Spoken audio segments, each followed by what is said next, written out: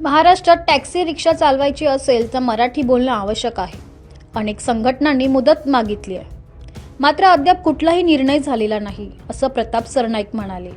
आम्ही मराठी भाषा शिकवण्यासाठी शिकवणी देऊ, पण मुजरी खपवून घेणार नाही, असंही परिवहन मंत्री प्रताप सरनाईक यांनी स्पष्ट केलं आहे.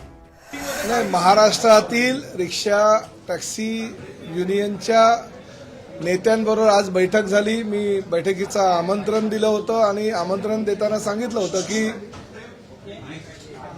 जे रिक्षा चालक आहे, टॅक्सी चालक आहे, त्यांना मराठी अनिवार्य आहे, ही राज्य शासनाची भूमिका आहे आणि त्या भूमिकेशी तुम्ही सहमत आहात का? तर त्यांनी प्रत्येकाने सांगितलं की ह्या भूमिकेशी आम्ही सहमत आहोत, परंतु काही त्यांच्या मागण्या होत्या. काही जे नेते मंडळी आहेत त्यांनी मराठी जुजबी म्हणजे कशा प्रकारचं मराठी तुम्हाला अपेक्षित आहे ते विचारलं. तर मी त्यांना सांगितलं की जो नियमामध्ये शब्दप्रयोग आहे की जुजबी आलं पाहिजे, म्हणजे प्रवासी मागे बसल्यानंतर त्याला कुठे जायचं आहे, काय सेवा हवी आहे, त्याला पैसे किती झाले, ह्या ज्या जुजबी गोष्टी असतात त्या रिक्षा चालकाला किंवा टॅक्सी चालकाला किंवा आता भविष्यामध्ये तर आम्ही ओला, उबेर, रॅपिडो प्रवासी ज्या गाड्या आहेत त्यांचा पण समावेश यामध्ये करणार आहोत. तर काही लोकांनी 6 महिन्याची मुदत मागितली, काही लोकांनी 1 वर्षाची मुदत मागितली, काही लोकांनी 3 महिन्याची मुदत मागितली. वेगवेगळ्या संघटना होत्या आणि वेगवेगळ्या संघटनांच्या माध्यमातून आता चर्चा झाली, सकारात्मक चर्चा झाली. मला अभिमान ह्या गोष्टीचा आहे की परिवहन मंत्री म्हणून प्रताप सरनाईकनी ही भूमिका घेतलेली आहे की महाराष्ट्रामध्ये जर तुम्हाला व्यवसाय करायचा असेल, तुम्हाला जर रिक्षा टॅक्सी चालवायची असेल तर तुम्हाला मराठी अनिवार्य आहे, मराठी येणं बंधनकारक आहे, जुजबी मराठी तुम्हाला यायलाच हवं. ह्या भूमिकेशी सगळ्यांनी सहमती दर्शवली. आता प्रश्न असा आहे की त्यांनी ह्याही गोष्टीशी पूर्तता करायचं सांगितलेलं आहे की आम्ही आमच्या रिक्षा संघटनांचे काही कार्यालय आहेत त्या ठिकाणी मराठी शिकवणी घेऊ. शशांक रावांनी सांगितलं जवळजवळ आमचे काही गोरेगावचं एक आमचं कार्यालय त्या ठिकाणी 70 ते 80 एका वेळेस रिक्षा चालक बसू शकतील, टॅक्सी चालक बसू शकतील, आम्ही त्यांच्यासाठी ट्युशन्स घेऊ. काही लोकांनी सांगितलं आम्ही आमच्या कार्यालयामध्ये घेऊ, काही लोकांनी सांगितलं आम्ही हॉल त्यासाठी भाड्यानं घेऊ. म्हणजे हाजी अराफत शेख किंवा बाकीचे जे काही हे नेते मंडळी आलेले प्रत्येकाने प्रत्येकाची भूमिका स्पष्ट केली आणि भूमिका स्पष्ट करताना त्यांचं असं म्हणणं होतं की आमच्या रोजीरोटीवर कुठेही पाय आला नाही पाहिजे, रोजीरोटी कुठेही बंद झाली नाही पाहिजे आणि त्या पद्धतीची जर तुमची भूमिका असेल तर ते आम्हाला मान्य आहे. आणि आम्हीही त्यांना सांगितलं की शेवटी हे राज्य शासन आहे, देशातलं प्रगत राज्य म्हणून परिचित आहे. मुख्यमंत्री आणि दोन्ही उपमुख्यमंत्री अतिशय चांगल्या प्रकारचं काम करत असताना रोजगार निर्मिती हे आमचं पहिलं उद्देश आहे आणि त्या माध्यमातून देशामध्ये रोजगार निर्मितीचं पहिलं राज्य करण्याचा आमचा मानस आहे. त्यामुळे ह्या कारणांमुळे तर आम्ही कुठल्याही परिस्थितीमध्ये कोणाचा रोजगार बुडणार नाही याची आम्ही दक्षता घेऊ. परंतु शेवटी तुम्ही जर असं म्हणाल की नाही आम्ही महाराष्ट्रात राहू, व्यवसाय करू, आम्ही रिक्षा चालू, आम्ही टॅक्सी चालू, परंतु आम्ही कुठल्याही परिस्थितीमध्ये हिंदीमध्येच बोलणार, मराठी बोलणार नाही, हे चालणार नाही.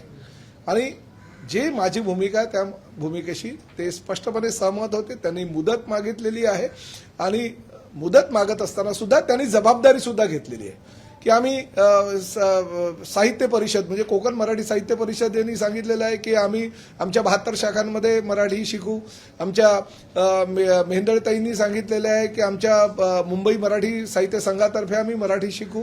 त्यांचं सुद्धा ज्ञान जे आहे, त्यांची सुद्धा मदत जी आहे ती घेण्याची भूमिका ह्या सर्वांनी ठरवलेली आहे. मी त्यांचं मनापासून आभार व्यक्त केलाय आणि त्यामुळे आमच्या भूमिकेशी, राज्य शासनाच्या भूमिकेशी सर्व रिक्षा टॅक्सी युनियनचे नेते तयार आहेत की आमच्या भूमिका जी योग्य आहे. त्यांनी मुदत मागितलेली आहे, परंतु शेवटी मुदत मागितलेली आहे. उद्या आमचं आता आरटीओच्या अधिकाऱ्यांची मी बैठक केली, कारण मला कळलं पाहिजे ना, शेवटी त्यांनी मुदत वाढवली. आपल्याला हे राजकीय काही घोषणा आहे आणि त्यामुळे आपण आता त्यांना म्हणजे त्यांचं समाधान करण्यासाठी त्यांना मुदत वाढ वगैरे द्यायची अशी भूमिका बिलकुल नाही. मी आता त्यांना शब्द काही दिलेला नाहीये. उद्या आरटीओच्या सगळ्या 59 आरटीओची मी बैठक बोलवलेली आहे सकाळी 10:30 वाजता आणि त्या बैठकीमध्ये ह्या बाबतीतला आम्ही निर्णय घेऊ. त्यांनी मुदतवाढ जर मागितली असेल, मी आधीच घोषणा केली होती की तुम्हाला जर शिकवणी पाहिजे असेल शिकवणी द्यायला तयार आहे. तुम्हाला जर काही स्वयंसेवी संस्थांची मदत पाहिजे असेल तर ती मदत द्यायला तयार आहोत. तुम्हाला जर मुदत पाहिजे असेल तर ती आम्ही मुदत द्यायला तयार आहोत, परंतु मुजोरी चालणार नाही. आम्ही व्यवसाय करू, धंदा करू, परंतु आम्ही मराठी बोलणार नाही. ही जर भाषा तुमची असेल तर ती भाषा परिवहन मंत्री म्हणून मी सहन करणार नाही.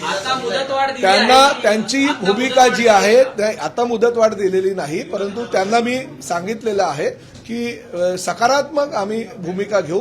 फक्त उद्या आमची आरटीओच्या अधिकाऱ्यांच्या बैठकीमध्ये त्या बाबतीतला आम्ही निर्णय घेऊ आणि पुढे करू. एक गोष्ट मी तुम्हाला सांगतो, मुदतवाढ ही त्यांनी मागितलेली आहे, आमची द्यायची तयारी आहे, पण फक्त आता किती वेळ द्यायचा, किती काळासाठी द्यायचा. कारण काय मग मुदतवाढ संपणार नाही. कारण आजच्याच बैठकीमध्ये कोणी 3 महिन्याची मागितलेली आहे, कोणी 6 महिन्याची मागितलेली आहे, कोणी 1 वर्षाची मागितलेली आहे. शेवटी आम्हालाही ठरवावं लागेल हो, फक्त ही राजकीय घोषणा नको.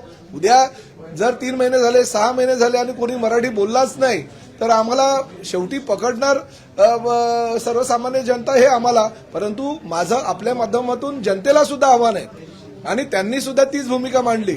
जर ड्रायव्हर आणि म्हणजे टॅक्सी ड्रायव्हर किंवा रिक्षा ड्रायव्हर हा हिंदी आहे, हिंदी भाषिकच आहे असं समजून प्रवाशांनी सुद्धा त्यांच्याबरोबर हिंदीमध्ये संवाद साधणं योग्य नाही. जबाबदारी प्रवाशांची सुद्धा आहे. प्रवाशांनी सुद्धा त्यांच्याबरोबर मराठीमध्ये संवाद जर साधला तर 70% काम इकडेच आमचं संपेल. 15 ऑगस्ट पर्यंत त्यांना मुदतवाढ देण्याचा निर्णय आहे का? 6 महिन्याचा किंवा 3 महिन्याचा काही कालावधी देण्याची सरकारची भूमिका आहे? नाही, आम्ही वेळ देऊ, योग्य ती वेळ देऊ. ह्या बाबतीतला निर्णय उद्या मी घेईल. परंतु शेवटी काही आता बघा, मी मीरा भाईंदरच्या लोकप्रतिनिधींनी पत्र दिलं होतं आणि त्या पत्राच्या अनुषंगानं मी माहिती घेतली.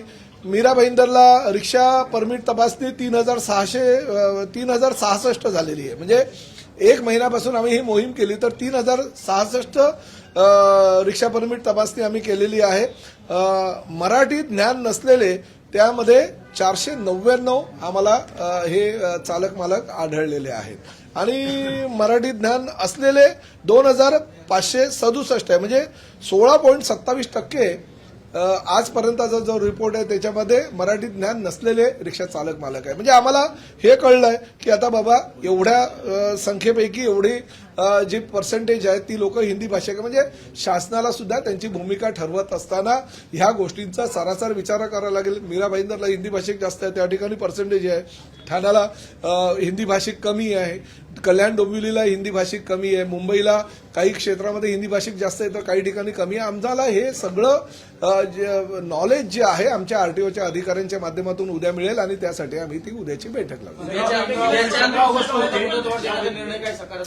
नाही, बघा, मुदतवाढ काही लोकांनी 3 महिन्याची मागितली आहे, काही लोकांनी 6 महिन्याची मागितली आहे, काही लोकांनी 1 वर्षाची मागितली. आता किती मुदतवाढ द्यायची हा आता आम्ही उद्या निर्णय घेऊ. शेवटी मुदतवाढ दिल्यानंतर त्या मुदतीच्या कालावधीमध्ये ते झालंही पाहिजे ना. फक्त बैठक घ्यायची आणि मुदत मागायची, पण काही त्यातनं शक्य जर होणार नसेल तर ते नाही. आता शेवटी ही काय राजकीय घोषणा नाही.